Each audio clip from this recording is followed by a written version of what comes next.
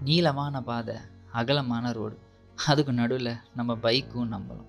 அந்த ரைடிங்கே சூப்பரா இருக்கும். ஆனா, அதுக்கு இடையில தான் குறுக்க அந்த கௌசிக் வந்தா எப்படி இருக்கும்? அப்படிங்கிற மாரி தான் அந்த காத்து வந்து நம்மட்ட வந்து பேசும்.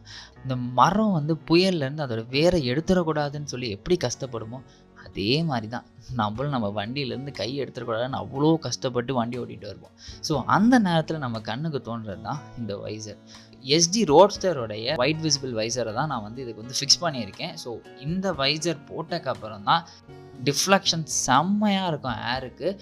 ஸோ, அதனால வண்டியோடைய ஸ்பீட் ஆஸ் வெல் ஆஸ் வண்டியோடைய அந்த ஒரு வே ஆஃப் அலைன்மென்ட் இன்னும் பெட்டரா இருக்கும். ஸோ, இத வந்து நீங்க வந்து ₹2500க்கு ஜாவா ஷோரூம்ல போனாலே பரவால்ல.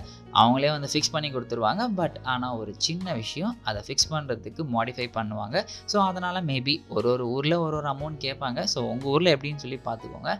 ஸோ, இந்த வீடியோல